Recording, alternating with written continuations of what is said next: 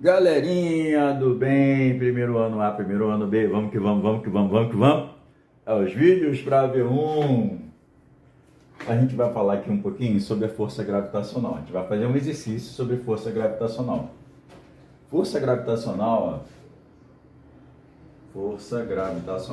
nós já estudamos isso em sala de aula. É igual a constante gravitacional vezes a massa do primeiro planeta, vezes a massa do segundo planeta, todo mundo dividido pela distância ao quadrado. Beleza? Aí vamos ler um pouquinho aqui o nosso problema. A força gravitacional entre dois corpos celestes é proporcional ao inverso do quadrado da distância entre dois corpos. Assim é que quando a distância entre um cometa e o Sol diminui 1/5, a distância entre o cometa e o Sol diminui 1/5. A distância entre o cometa e o Sol diminui 1/5. 1/5 da distância seria D sobre 5. Beleza, gente? D sobre 5. A força de atração exercida pelo Sol sobre o cometa. Como a distância diminuiu pela quinta parte, logo fica D sobre 5, beleza? Então, no lugar do D, que é a distância, eu vou botar D sobre 5. Show de bola? Tudo bem até agora? Agora, olha só.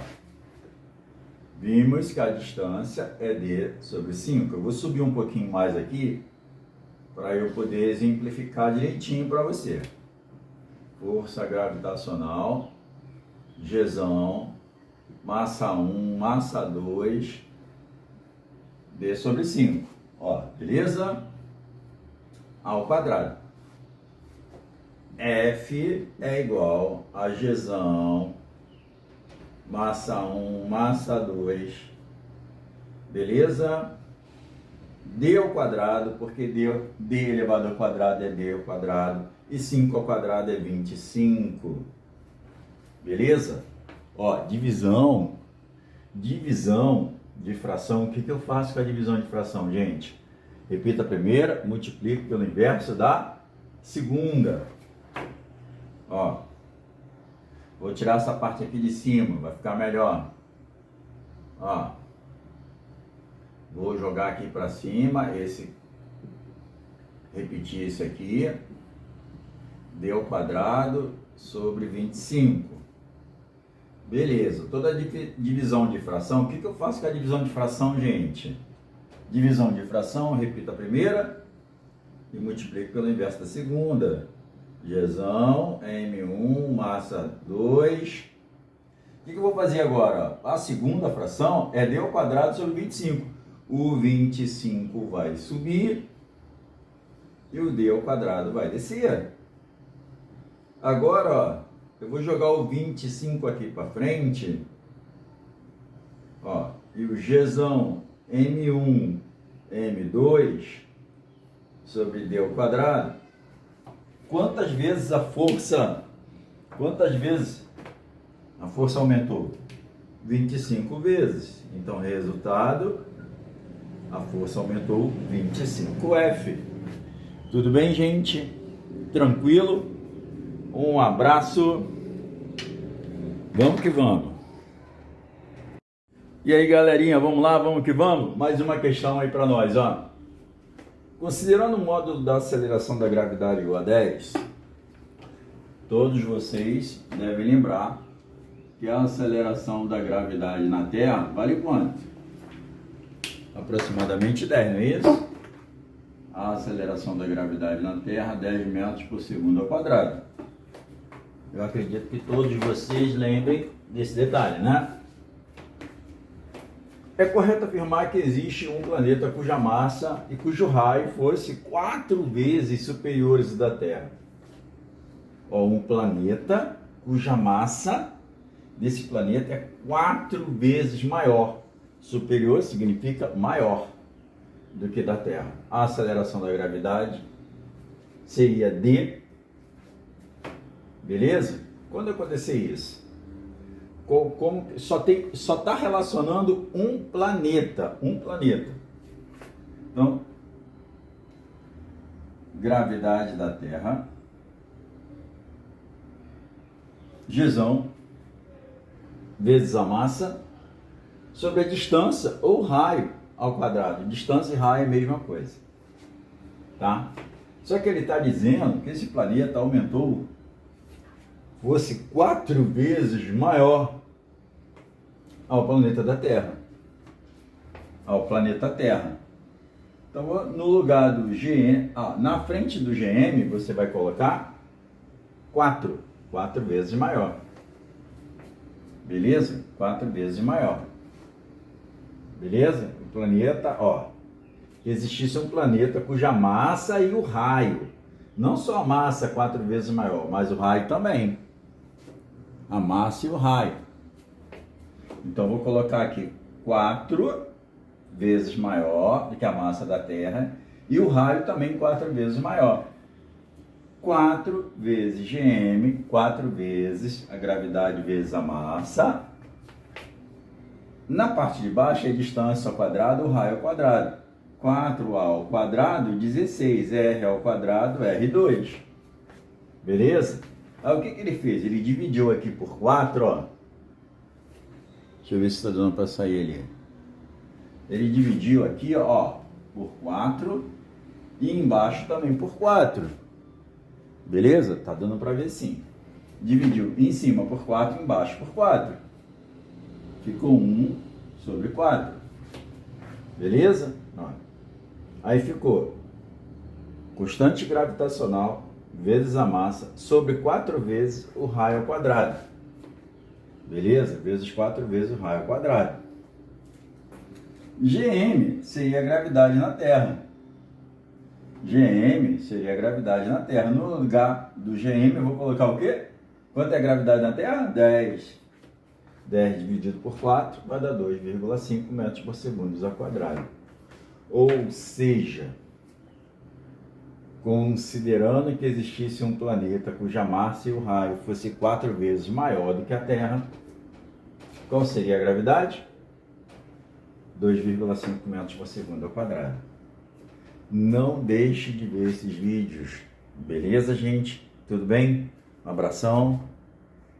Bom dia! Tudo bem? Boa tarde, boa noite. Não sei que hora você está vendo esse vídeo. Vamos lá, mais um videozinho. Agora falando sobre a velocidade de escape. Nós conversamos um pouquinho sobre isso. A velocidade de escape é uma velocidade mínima que um corpo precisa atingir para escapar da atração gravitacional celeste, como a Terra. Tudo bem? Um corpo ele vai tentar escapar da atração gravitacional de um corpo celeste. E esse escape ele depende de uma velocidade. Para calcular a velocidade de escape, utilizamos a fórmula VE, velocidade de escape, é a raiz quadrada de 2 vezes. Quem é o Gzão, gente? A constante gravitacional, vezes a massa do corpo, sobre o raio.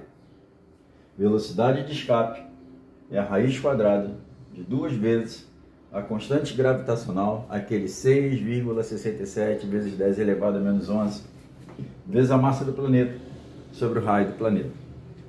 Então você vai precisar dessa formulazinha, tudo bem? E precisa da definição. O que é velocidade de escape? É a velocidade mínima que um corpo deve atingir para escapar da atração gravitacional de um corpo celeste. Exemplo, a Terra. Beleza, gente? Um abraço. Fiquem com Deus. Galerinha do primeiro ano A, primeiro ano B, primeiro ano A, primeiro ano B. Vamos que vamos, vamos que vamos. Vamos falar um pouquinho sobre as marés, a lua e a maré. Já conversamos em sala de aula sobre as marés. O que faz com que a maré suba é a lua ou é o sol? É a interferência da lua ou a interferência do sol? Vamos ver? A lua e as marés. A maior responsável pela movimentação das águas do oceano é a lua. Nosso satélite natural, a lua é um satélite natural. Sem o poder de atração que a Lua exerce sobre as águas, segunda linha, os oceanos e os mares ficariam no mesmo nível.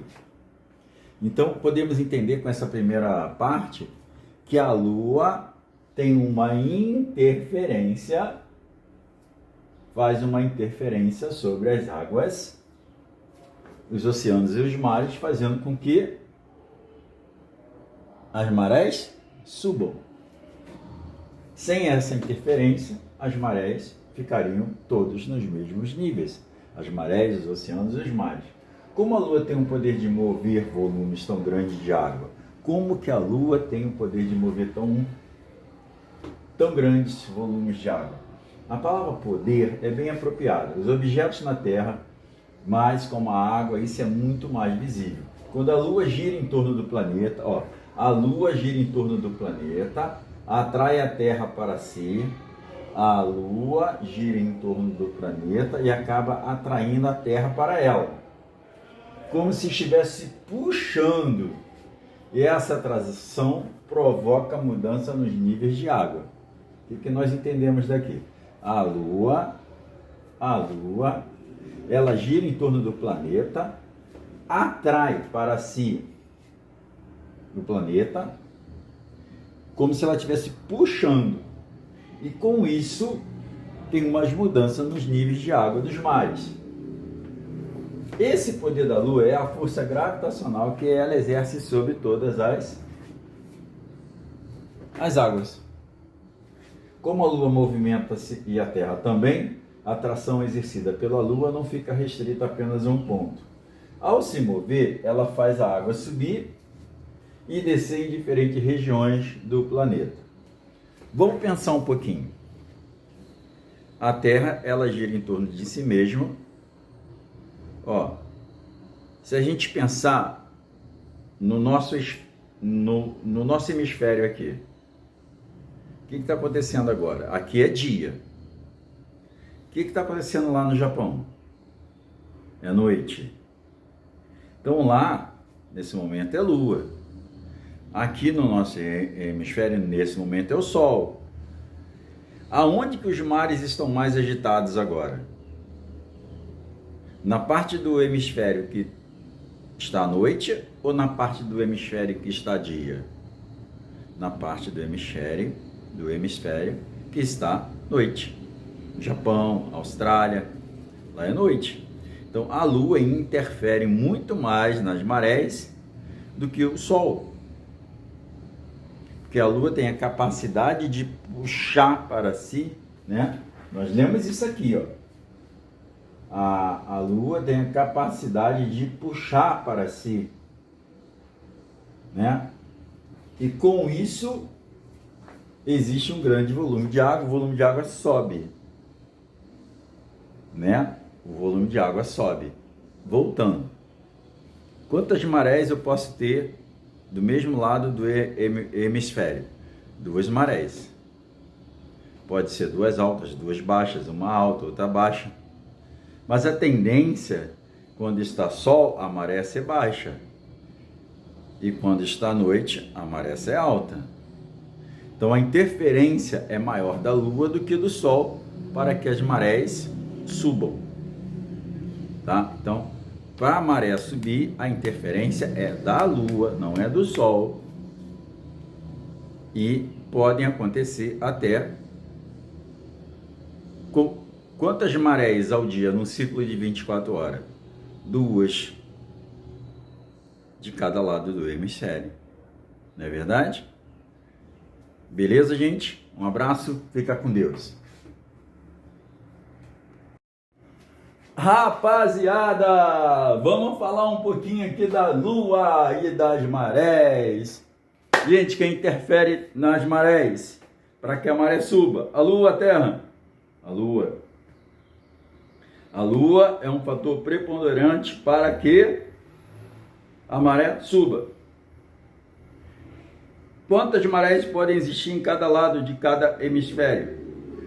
Em cada lado do hemisfério. Digamos, aqui eu estou gravando por volta de 14 horas. Aqui é dia. Sol. Maré baixa. Lá no Japão agora é noite. Na Austrália é noite.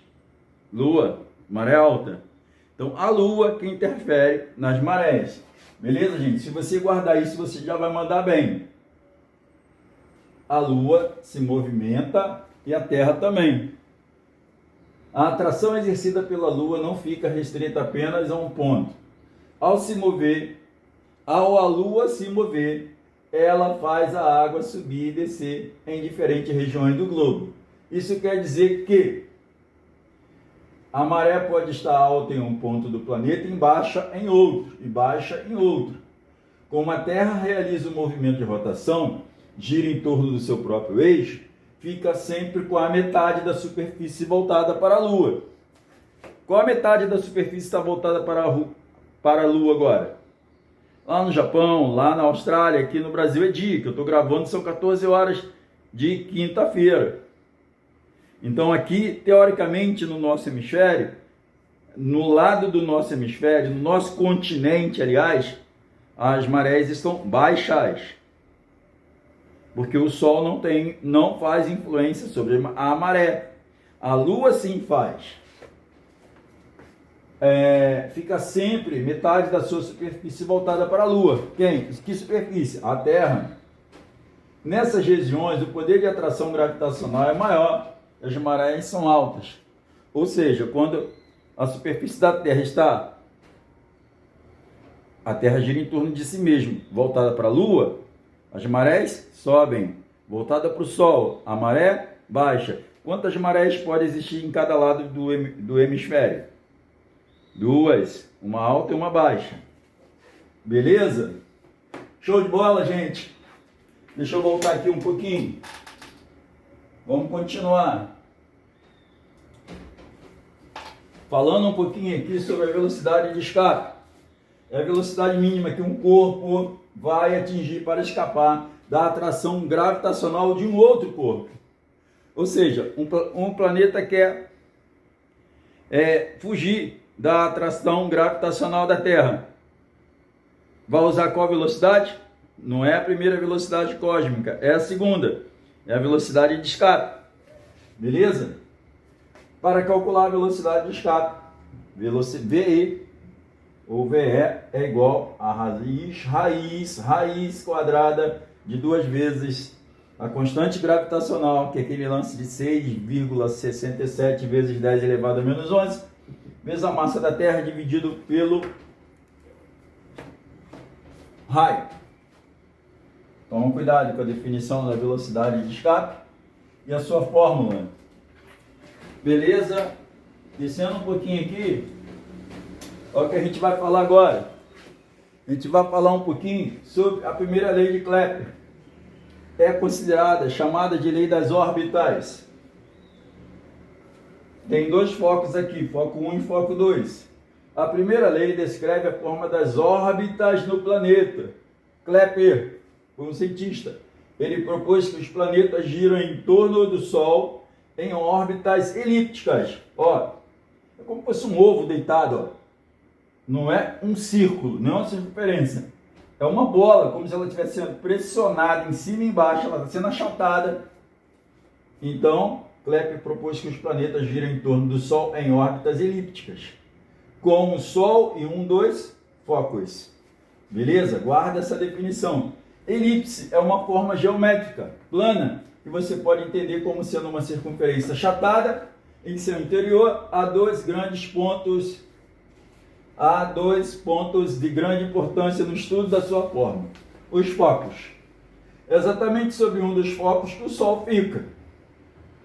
Beleza? Que se posiciona no corpo de maior massa. O Sol. O Sol é o corpo de maior massa, vamos dizer assim, entre todos os corpos numa elipse. Nesta lei, Kepler corrige o modelo proposto. Antes da lei de Kepler, tinha uma lei de Copérnico, que ele descrevia que não era uma elipse, era uma circunferência, era um círculo. Mas Kepler, ele estudando um pouquinho mais, ele chegou à conclusão que a primeira lei de Kepler não é a lei do círculo, é a lei das órbitas elípticas, onde o Sol é o seu maior foco. Essa é a definição da primeira lei de Kepler. Vamos para a segunda? Segunda lei de Kepler. Já andei falando, por isso eu estou batendo rápido nisso. A segunda lei de Kepler assegura que o segmento raio-vetor que une o Sol é um planeta a um planeta. A segunda lei de Kepler assegura que o segmento raio-vetor que une o Sol a um planeta varre áreas iguais em tempos iguais. Faltou aqui tempos iguais. Áreas iguais e tempos iguais. Beleza, gente? Áreas iguais e tempos iguais. Então, definição da segunda lei de Kepler, chamado de lei das áreas. Eu tenho aqui uma área 1, uma área 2. O que acontece? O Sol, assegura que o segmento raio-vetor que une o Sol a um planeta varre áreas iguais seria áreas com a mesma medida, em tempos iguais. Então, definição da segunda lei de Kepler, que varre áreas iguais em tempos iguais. Toma cuidado com isso. Deixa eu subir aqui um pouquinho a imagem. No finalzinho, ele fala assim, a partir daqui, tem uma setinha piscando aí. Outra grande área será marcada. E a sua medida será igual à de janeiro. Ou seja, eu tenho duas áreas aqui, a de baixo e a de cima. Pela segunda lei de Kepler, varre áreas iguais em tempos iguais. Beleza? Essa é a segunda lei de Kepler. Beleza? Vamos descer mais um pouquinho. Segunda lei de Kepler. Agora, o que eu posso falar aqui? Deixa eu descer mais um pouquinho. Terceira lei de Kepler é a lei dos períodos. Terceira lei de Kepler, a lei dos períodos. Tem uma formulazinha? Já fizemos exercício em sala de aula sobre isso. Terceira lei de Kepler. O que acontece com a terceira lei de Kepler? Terceira lei de Kepler tem uma fórmula. Vou abrir aqui a fórmula para você poder guardar ela na sua cabeça. Beleza? Vê se melhorou. Vamos ver se melhora a definição. T ao quadrado seria período ao quadrado, o tempo que o planeta leva para dar um giro em torno do Sol. Beleza? O tempo que o planeta leva para dar um giro completo sobre o raio elevado ao cubo. O tempo que o planeta leva ao quadrado sobre o raio ao cubo é igual a uma constante. E se você estiver trabalhando com dois planetas, como eu fiz na última aula, no primeiro ano A e primeiro ano B, eu pego T ao quadrado é igual a raio ao quadrado igual ao outro lado. T ao quadrado igual a raio ao cubo. T ao quadrado sobre raio ao cubo é igual a T ao quadrado sobre o raio ao cubo. Quando eu tenho dois planetas que estão sendo analisados. Beleza, gente? Um abraço. Tchau, tchau. E aí, galerinha do primeiro ano A, primeiro ano B. Vamos que vamos. Mais um vídeo, fazendo uma revisãozinha aqui sobre as leis de Kepler. A primeira lei de Kepler, chamada de lei das órbitas elípticas, não é uma circunferência, é elíptica. A primeira lei descreve a forma das órbitas dos planetas. Kepler propôs que os planetas giram em torno do Sol, em órbitas elípticas. Os planetas vão girar em torno do Sol, beleza? Elipse é uma forma geométrica plana que pode se entender como sendo uma circunferência meio que achatada, como se você pegasse uma circunferência e você achatasse ela. como se eu tivesse com uma bola aqui na mão e eu pressionasse ela embaixo e em cima, achatando essa bola. Beleza? Em seu interior há dois pontos de grande importância no estudo de sua forma: os focos. Foco 1, que é o Sol, e o outro foco. Exatamente sobre um desses focos que se posiciona o corpo de maior massa, o Sol. Né? Nesta lei, Kepler corrige o modelo de Copérnico, que descrevia como circular o movimento orbital dos planetas. Então, Kepler, ele corrigiu esse modelo, que era de Copérnico, que ele acreditava que era circular, era um círculo. E Kepler, através dos seus estudos, chegou à conclusão que é achatado. Tá? É uma elipse, como se fosse uma bola que está pressionada em cima e embaixo. Então, os planetas giram em torno do Sol em órbitas elípticas, com o Sol em um dos seus focos. Beleza? Essa é a primeira lei de Kepler. Vamos para a segunda. Segunda lei de Kepler, chamada de lei das áreas. A segunda lei de Kepler, está aqui em vermelho, ó, assegura que o segmento raio-vetor que une o Sol a um planeta varre áreas iguais em tempos iguais. Guardem isso. Tá? Ó, assegura que o Sol, que o segmento raio-vetor que une o Sol a um planeta, tá? Ele vai varrer áreas iguais em tempos iguais. Ó. Área 1, área 2, com o mesmo tempo. Tá? Então, o que a gente pode definir aí?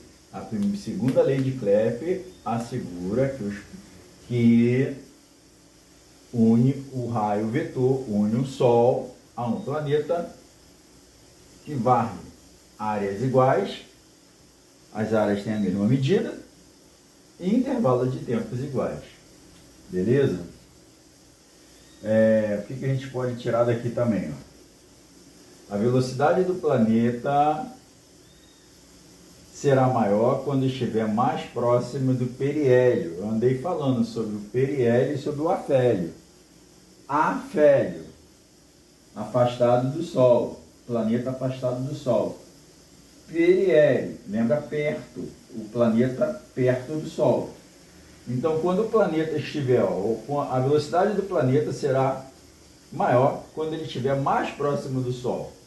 O planeta que está mais próximo do Sol, ele tem uma velocidade maior. E o planeta que estiver mais longe do Sol vai ter uma velocidade menor. Perto do Sol, periélio, afastado do Sol, afélio. Agora vamos para a terceira lei de Kepler. É a única. Tá, esse aqui eu já falei, tá? É a única que tem cálculos, tá? Período é o tempo para um planeta dar uma volta completa ao redor do Sol. Até porque a Terra gira em torno do Sol. Ou seja, completar sua órbita. Orbitar seria girar em torno do Sol. Por isso também é conhecido como período orbital. Usaremos a letra T para representá-lo. É o tempo que o planeta leva para dar uma volta em torno do Sol, que é o quadrado. Beleza? Outra medida fundamental para compreender a lei dos períodos, que é chamada a terceira lei de Kepler, a lei dos períodos, é a distância média do planeta ao Sol, também chamada de semi-eixo, maior da órbita ou simplesmente raio médio. Tá? A média vem do fato de que essa distância muda ao longo do ano. Ora, o planeta está mais perto, ora, o planeta está mais distante. Usaremos a letra R para representar essa medida. A terceira lei de Kepler indica que o quadrado do período orbital, período na física significa tempo, de cada planeta é proporcional ao cubo do raio médio. Então, quando você precisar resolver qualquer problema da lei de Kepler, período ao quadrado, ou tempo que o planeta leva para dar uma volta em torno do Sol, sobre o raio ao cubo. E esse valor é sempre uma constante. Beleza? Tudo bem, gente? Fica por aí. Se tiver mais vídeo, eu vou mandar daqui a pouquinho, tá? E aí, rapaziada do primeirão! Primeiro ano A, primeiro ano B, primeiro ano A, primeiro ano B. Vamos lá, vamos que vamos. Calcule a força de atração gravitacional entre duas massas de 300 quilos cada uma, que elas estão distantes uma da outra 3 metros. Tá, calcule a força de atração gravitacional, calcule a intensidade da força gravitacional, calcule a força gravitacional, pode ser chamada assim, entre duas massas. Ó, duas massas, cada uma delas tem quanto? 300 quilos. Quantos metros elas estão afastadas uma da outra? 3 metros uma da outra. Quanto vale a constante gravitacional? Já falamos sobre isso. Constante gravitacional, você tem que levar para a prova. Ó. 6,67 vezes 10 elevado a menos 11. A massa do primeiro, 300 quilos. A massa do segundo, 300 quilos. A distância entre eles é o raio. 3 metros ao quadrado. 3 metros ao quadrado vai virar 9 metros. Deixa eu tirar esse ao quadrado aqui para não confundir você. Né? Já virou 9, ó. 9 metros. Beleza? Agora, olha só. Se eu pegar esse 3 vezes esse 3, vai virar 9. 3 vezes 3, ó, 9. Dividido por 9, vai sumir. Então, sobrou o quê? 6,67 vezes 10 elevado a menos 11. 10 ao quadrado, 10 ao quadrado. Professor, surtei.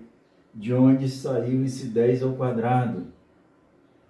3 vezes 100 é a mesma coisa que 3 vezes 10 ao quadrado. Porque 10 ao quadrado vira para 100. Então, 3 vezes 10 elevado ao quadrado é a mesma coisa que 300. Beleza, professor. Então, aqui, ó, 3 vezes 3, 9. Cortei com 9 de baixo, 9 foi embora. 6,67 vezes 10 elevado a menos 11. Vezes 10 elevado ao quadrado, vezes 10 elevado ao quadrado. Beleza, 6,67. Ó, da minha mão para a direita, sobrou qual propriedade? Multiplicação de potência de mesma base. Repito, a base que é 10, menos 11 mais 4, que 2 mais 2 é 4. Menos 11 mais 4 vai dar menos 7, que sinal diferente subtrai e repete o sinal do maior. Força gravitacional, 6,67 vezes 10 elevado a menos 7, beleza? Tudo bem, gente? Tudo tranquilo? Tá preocupante? Não tá?